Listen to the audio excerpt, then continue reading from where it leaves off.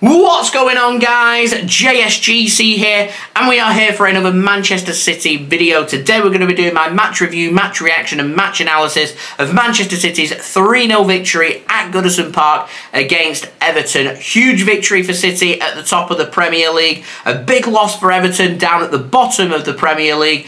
This match has had a huge impact on what potentially does happen in the Premier League. City putting tremendous pressure now onto Arsenal. They're playing whilst I'm editing and distributing this video for you guys. So we'll wait and see with what happens in their game. But the simple equation is City now just 2 wins away from winning the Premier League. We've got 3 games to do it, all in our own hands. We're making life very simple for ourselves. Everton, further complicated. We'll speak more about that as we get on with the video. But before I do crack on with this video, don't forget, like always, if you are enjoying the content, then please do subscribe to my channel. Social media links, they're in the description below and sliding across at the bottom of the screen. If you want to go and follow me on my Twitter and Instagram, email also in the description too. If you want to hit me up for any sponsorships for any videos or any general business inquiries, TikTok link also in the description if you want to go and follow me on there. Do let me know your thoughts, what you made of this victory in the comments below. Also, don't forget as well to leave a thumbs up. 100 likes is the aim. Finally, this video is sponsored and brought to you by GT Player, who have given me a very generous 5% off their orders. You can go and check that out by using code JSGC5 on checkout. Link to GT Player, that's in the description below. They've got brilliant chairs for you to go and check out, and they very kindly sent me this limited edition Manchester City chair as well. Go and check them out, links and details. They're in the description, and yes, I will roll my promo video at the end of this video. So, let's crack on with this video. We're going to start off first with the teams. Manchester City choosing to rotate 4 from this game. I was wondering if City are going to do a heavy rotation or a short rotation. I think Pep Guardiola meets it somewhere in the middle, and it does mean against Chelsea when we face them next week, more than likely it's going to be 3 or 4 players rotated again. 3 or 4 players that started here won't be starting against Chelsea next week. So Manchester City, they chose when they were rotating here that we rotated John Stones, that we rotated Kevin De Bruyne, Bernardo Silva and also Jack Grealish. The 4 players rotated here for Manchester City. So that's obviously with one eye on Real Madrid on Wednesday evening in that big Champions League semi-final second leg clash at the Etihad, with it all to play for. 1-1, remember, on aggregate after that draw last Tuesday against Real Madrid at the Bernabeu. And I'm wondering, heading into Chelsea's match next week in the Premier League, if we're going to see a little bit more rotation. That might be for the likes of maybe Gundogan, maybe Akanji, maybe a Dias or a Walker or somebody. I'm not sure. I reckon I can see City maybe making 3 changes next week against Chelsea, just to try and keep the squad nice and fresh, because I am anticipating that Arsenal do win today, and Arsenal, who play before us next weekend against Nottingham Forest away from home.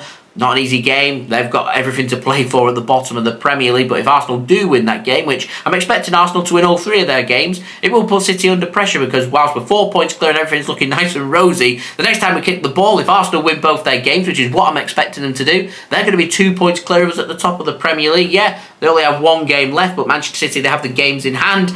They need to go out and win there. So this Premier League title race isn't over, but it does look very good. And I would say that any more drop points for Arsenal, and that is them done and dusted. But as Pep said, it's a very simple equation. Went to the away fans, 2 wins, that's all we need. Focus though now, moves away from the Premier League and on to Real Madrid, and we should have a nice, well, hopefully, fresh squad to choose from. And actually, his performance here, good performance, does give Pep Guardiola a little bit of a selection headache, because I was impressed with the likes of Mahrez, Foden and Laporte. They've come into the squad today and done very well, and that to me gives a little bit of a selection headache for Pep Guardiola. Not mention Alvarez's name there, because I am fully expecting De Bruyne does start against Real Madrid. So Alvarez, I'm not sure, will get a looking out wide through the middle or up top, but he's unlucky. But that's just how it is with Julian Alvarez. Now for Manchester City, first half performance, not our best. It took us over 25 minutes to get going. It's one of these games where I want this game done by half time. Nice quick paced game. Try and get a goal in the first 10-15 minutes. Get Everton under pressure. Go out there, grab a killer second goal. If we can grab a third as well, done and dusted. Get the players off at half time. That's where my mentality was. it took us 25 minutes to actually have a shot. Everton were restricting space. They were coming forward. They were looking dangerous. Everton go on to grab their first goal in this game. And all of a sudden, this is a completely different equation. That first goal, I think, takes the sting away from Everton. It puts them under pressure. They switch off for the second goal, and bam, job's done. Everton, no looking back. You can't afford to do that against Manchester City, because City do have this strength, they do have the power, and they do have the precision to hurt any team that do switch off. And I think that's the important lesson that Everton have learnt here. And they've got two massive games coming up in the Premier League. Now, it was Ilkay Gundogan who was a bit hesitant in the first half, always looking to try and take that extra touch, find the pass rather than having a shot. Decides, takes the touch on his thigh, flicks the ball into the back of the net beyond Jordan Pickford, 37 minutes in, and bam, just what I was looking for, that all-important opening goal. London buses, you wait forever for one, and along comes a second. Less than 2 minutes later, Gundogan again floats a ball across. Who's there? Big Erling with his header into the back of the net. Goal number 36 in the Premier League. And he'll be thinking to himself, I've got 4 goals to try and get an unprecedented 40 goals in a Premier League season. Very doable, in my opinion. Grabbing himself a goal. Everton's defence switched off, allowed the space, allowed the ball into the box, and it's a good ball into the box. Bam, there's Haaland with the header. It's a goal that we don't score last season because we don't have that physical presence when putting them balls into the box to be bigger, stronger and more powerful than the defenders. Haaland is. They said he wouldn't suit City's system.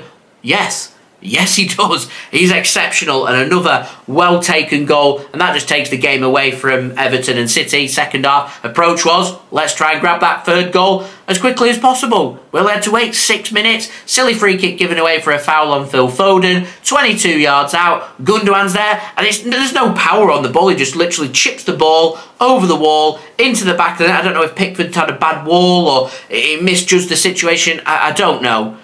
Doesn't exactly cover himself in glory there, in my opinion, and it's such a simple goal for Ilkay Gundogan to get, and it's 4 Premier League goals in 2 games for Gundogan, and he's finding form at the right time. Lifetime contract, Manchester City, lifetime contract, none of this 12-month malarkey. Ilkay Gundogan is exceptional. Why we're not offering him longer, I don't know. I don't have the answer. If we lose him on a free in the summer, I'm going to be absolutely gutted. Absolutely gutted, because he is phenomenal. We're seeing his quality here.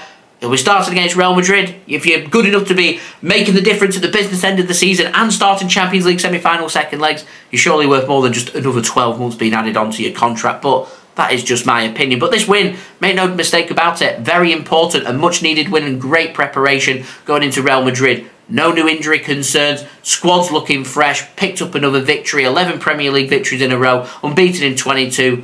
We're good to go. We're 2 wins away from winning the Premier League title for a 3rd consecutive season. 4 points clear of Arsenal, a superior goal difference on them as well. They're under pressure. Can we get a favour off Brighton? We'll see. Can we get a favour of Nottingham Forest next Saturday? Again, we will see. Man City's next game, though, against Real Madrid. We'll follow that up with a match on Sunday against Chelsea. For Everton, 17th place. Goal difference has taken a bit of a kick. They've now just got a 1 goal difference on Leeds United, and they most importantly have a point. To me, I think Everton need 4 points from their final 2 games.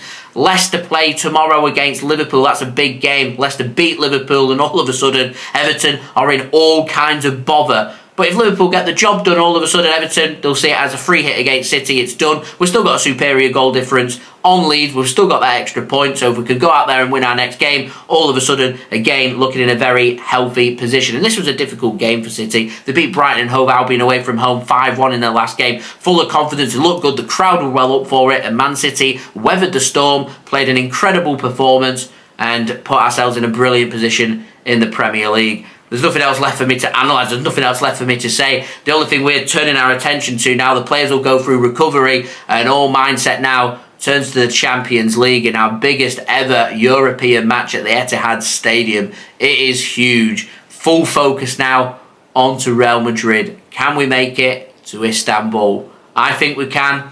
Play like this, and I think we can. I think we can get the job done.